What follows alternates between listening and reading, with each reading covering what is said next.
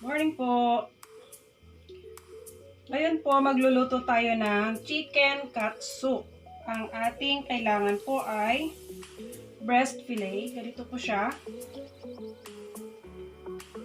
Meron po nabibili sa SM po na ganito na siya. Fillet na po siya. Pwede rin po kayong gumawa ng sarili niyong fillet. Ang kukunin lang po yung pitso ng manok. Ayan. Tapos kailangan po natin ng herbs, salt and pepper. Sa harina po, dito natin siya i-dip mamaya. Egg, at saka yung breadcrumbs. Ganito po ang breadcrumbs.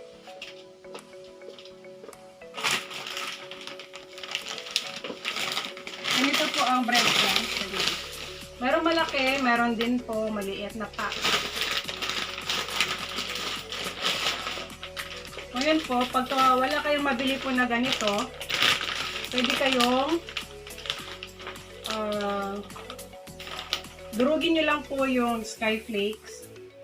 Tapos, magiging ganito po siya para sa breading po natin. Ngayon po, since makapal po ito, makapal siya, papanipisan po natin.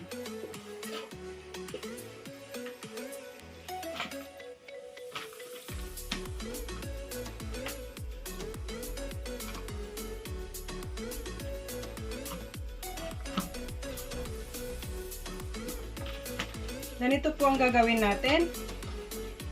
Ayan po.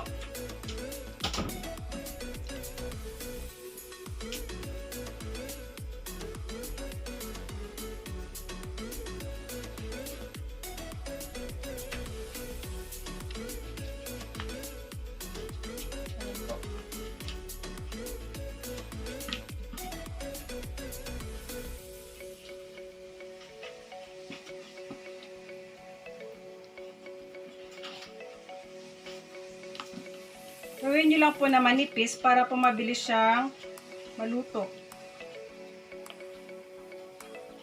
Kung wala po kayong manok, pwede rin po yung pork chop. Gagawin nyo siyang katsu. Diretso na po yun. Basta manipis lang po. Ayan.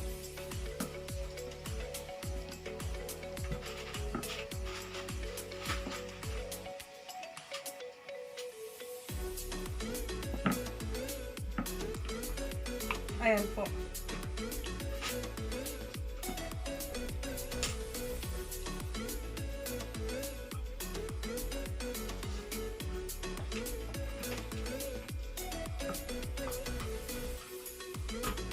Lagyan po natin ng salt and pepper.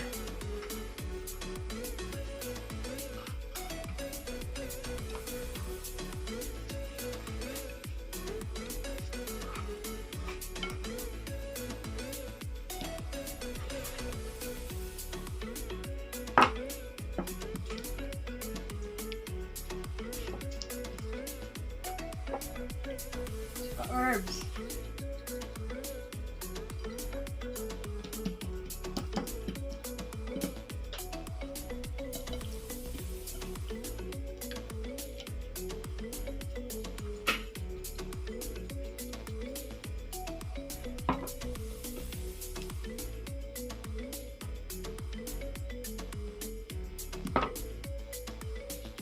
Ayan, mabango po siya. Tapos, bawat isa po, i-dip natin siya sa flour. Yan, ganyan.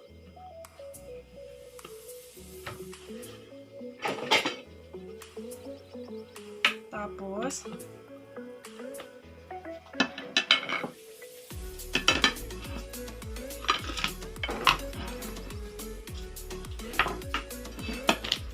sa egg.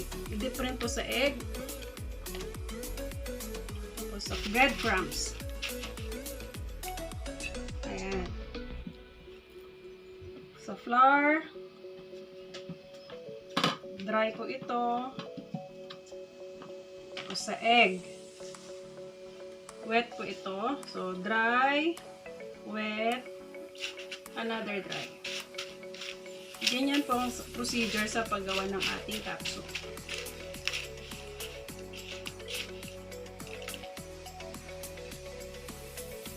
Ayan po.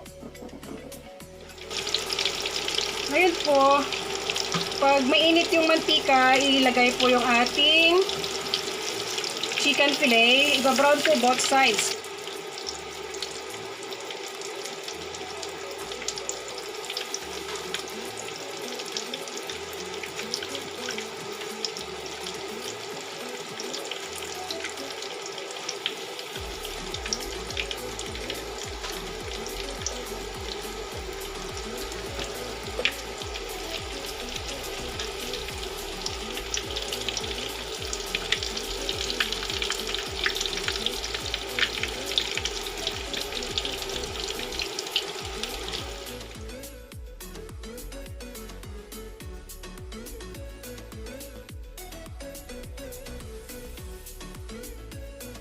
Kagaya nito po. Ayan. Ayan po. Okay, ahonin na po natin. Ayan guys, gawa tayo ng sauce para sa ating chicken katsu. Ito po yung mayonnaise. 2 kutsara ng mayonnaise. Bigyan po tayo ng ketchup.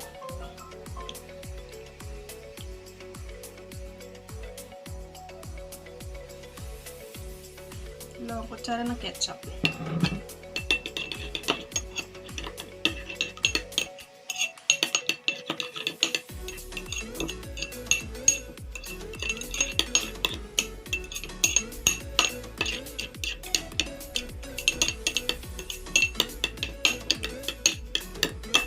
Lagyan po natin ng salt and pepper.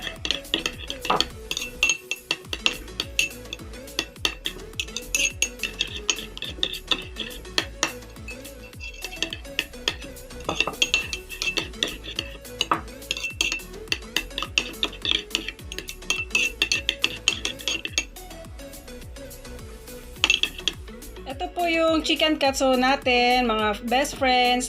Ang ating sauce, ito yung ginawa natin na tartar sauce, combination po ng mayonnaise at saka ketchup.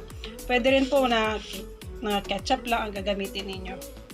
Pwede po ninyong ihanda po ito sa party. Ito po yung sauce natin, sweet chili sauce. Pwede rin po kayong gumawa ng toyo calamansi o kaya tartar sauce. Ito po.